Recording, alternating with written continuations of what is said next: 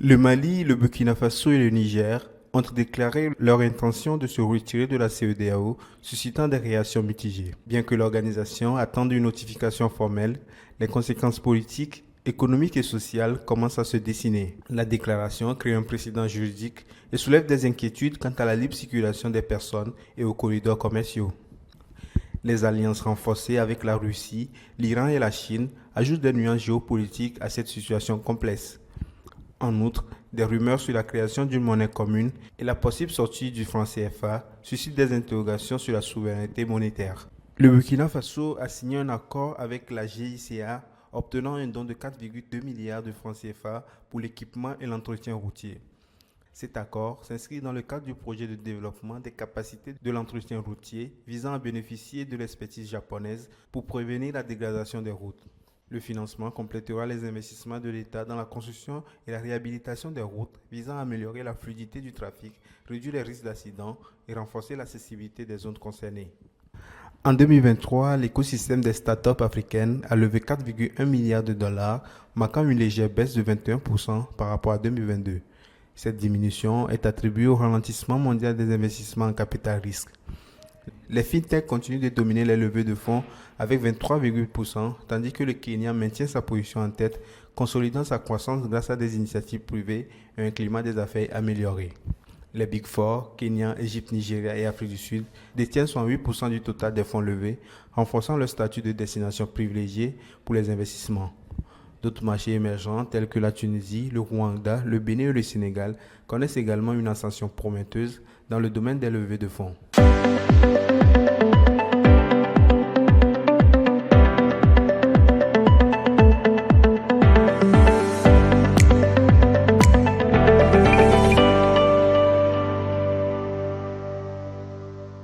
La Banque mondiale a déjà décaissé 7,8 milliards de francs CFA pour le projet d'amélioration de la qualité et de l'équité de l'éducation de base au Togo. Ce projet, soutenu par la Banque mondiale, vise à améliorer l'équité dans l'éducation de base. Les chiffres présentés montrent un taux d'exécution financier de 55,52% et un taux d'exécution physique de 86% à fin 2023. Le programme comprend la construction de 159 salles de classe, la livraison de tablements et la formation de milliers d'enseignants pour renforcer le secteur éducatif. Avec un coût global de 60,1 millions de dollars US sur 5 ans, le PACIB est crucial pour surmonter les défis éducatifs du Togo. Le COMESA inflige une amende totale de 600 000 dollars à la Confédération africaine de football et à Bein Media Group pour violation des règles de concurrence dans l'attribution des droits de diffusion de la Coupe d'Afrique des Nations. La Commission ordonne l'arrêt des droits médiatiques actuels d'ici le 31 décembre 2024 et exige que la CAF attribue les futurs droits par un processus d'appel d'offres ouvert. La nouvelle règle interdit l'achat ou la vente simultanée de droits pour plateformes en clair et payantes dans la région du Comé. Le gouvernement kenyan alloue 134 millions de dollars à la construction d'un poste démarrage dans la zone économique spéciale de Dongo Kundu, près du port de Mombasa. Ce projet vise à améliorer la logistique des expéditions depuis le port, réduisant la congestion et renforçant la compétitivité. Le poste d'amarrage d'une longueur de 300 mètres sera une composante clé du plan d'agrandissement du port de Mombasa. Le projet ZES, initié il y a 5 ans en partenariat public-privé, est budgétisé à 340 millions de dollars et s'inscrit dans le plan d'industrialisation du Kenya, intégrant plusieurs infrastructures pour dynamiser le commerce régional.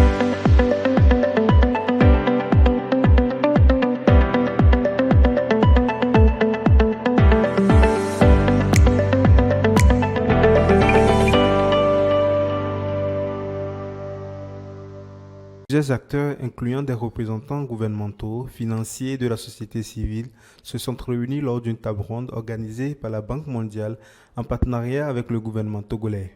L'objectif était de trouver des solutions innovantes aux défis de financement des moyennes entreprises qui constituent 90% du tissu économique du pays. Malgré les efforts déployés par le gouvernement togolais pour soutenir ces entreprises, elles rencontrent toujours des difficultés d'accès au crédit. Les discussions ont également souligné le potentiel du secteur financier togolais, classé parmi les plus dynamiques en Afrique de l'Ouest. Cependant, les crédits restent concentrés dans certains secteurs et l'agriculture, bien qu'occupant une part significative du PIB et de la population active, reçoit moins de 2% des financements bancaires. L'Union américaine, via l'Agence des États-Unis pour le développement international, annonce un plan d'investissement de 21 millions de dollars sur 5 ans pour renforcer l'accès à l'eau, l'assainissement et l'hygiène au Mozambique, ciblant 325 000 citoyens, incluant des écoles et centres de santé.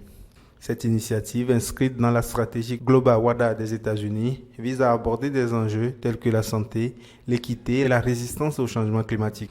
Le Mozambique, vulnérable au bouleversement climatique, a subi des catastrophes naturelles récentes, mettant en évidence les défis malgré une croissance économique continue. Des efforts gouvernementaux et une participation à l'initiative Sanitation and Water for All montrent une volonté d'améliorer l'accès à l'eau et à l'assainissement. Lors du sommet Italie-Afrique, la Commission européenne et la Banque africaine de développement ont signé un nouvel accord cadre de partenariat financier.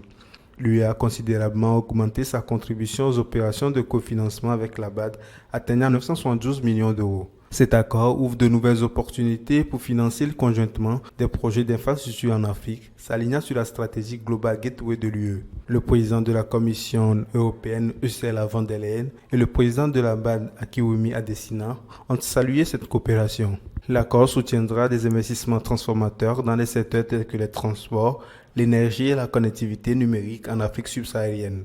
Un projet phare est le développement du corridor de Lobito, visant à stimuler les exportations de la Zambie, de l'Angola et de la RDC. L'UE et la BAD ont aligné leurs priorités stratégiques, renforçant un partenariat pour construire des économies résilientes et durables.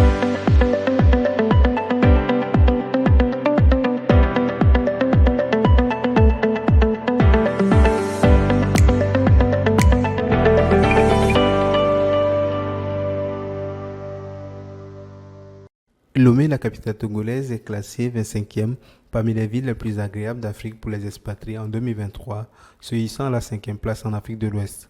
La ville côtière devance les capitales telles qu'Abidjan et Lagos et elle est surpassée seulement par Dakar, Accra, Banjul et Cotonou dans la sous-région. L'attractivité de Lomé est renforcée par un coût de la vie abordable, la plaçant comme deuxième moins cher de l'espace UEMOA, selon le cabinet Mercer. L'épidémie de choléra en Zambie, présente depuis octobre 2023, a touché toutes les provinces avec Lusaka comme épicentre. Les fonds centraux de l'ONU débloquent 2,5 millions de dollars pour lutter contre cette crise. Ces fonds cibleront la santé, la nutrition, la prévention, la protection et l'amélioration de l'eau, l'assainissement et l'hygiène. La Zambie, déjà impactée par des inondations en 2023, subit une crise climatique persistante. Jusqu'au 30 janvier 2024, l'OMS a enregistré 14 116 cas et 534 décès avec Lusaka comme épicentre. Cette aide de l'ONU intervient après une précédente intervention en 2022 et 2023 avec 16,6 millions de dollars pour lutter contre une épidémie de choléra. Doliba, capitale, après un premier closing de 55 millions d'euros en septembre 2023, accueille de nouveaux investisseurs, la Development Finance Corporation américain et Swede Fund suédoise pour un montant total de 37 millions de dollars. Avec ce financement, le fonds cible des opportunités d'investissement dans divers secteurs en Côte d'Ivoire, au Cameroun, au Burkina Faso et d'autres pays francophones d'Afrique de l'Ouest et centrale. Les investissements se concentreront sur des PME recherchant un capital de croissance et un soutien opérationnel. Cette initiative renforce l'écosystème entrepreneurial en Afrique francophone malgré une baisse globale des levées de fonds technologiques en 2023. Selon le rapport Patech Africa, la région a attiré 15% des investissements en equity en Afrique en 2023, soulignant une croissance positive.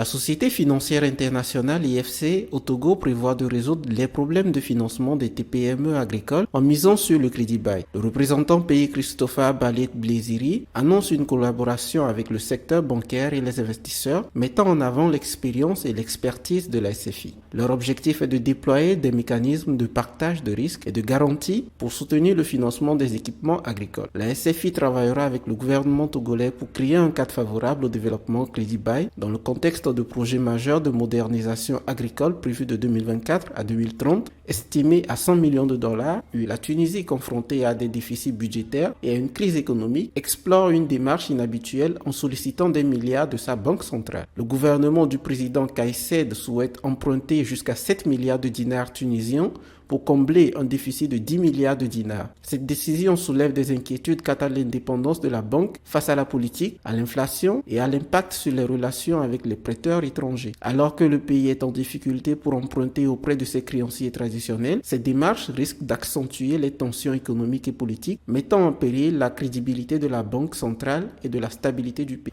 Le Burkina Faso a remporté une émission d'obligations de 35 milliards de francs CFA sur le marché de l'Union monétaire ouest-africaine, UEMOA. Les raisons de ce report ne sont pas précisées, mais cela survient dans un contexte de retrait de la CEDEAO par le Burkina Faso et les deux autres pays de l'Alliance des États du Sahel. Les investisseurs pourraient être occupés par des créances difficiles à retrouver en cas de changements radicaux, notamment liés à la monnaie. Ce report s'inscrit également dans le contexte d'un emprunt obligataire de 200 milliards de francs CFA effectué par le Sénégal, créant des défis sur un marché régional avec des liquidités limitées en ce début d'année.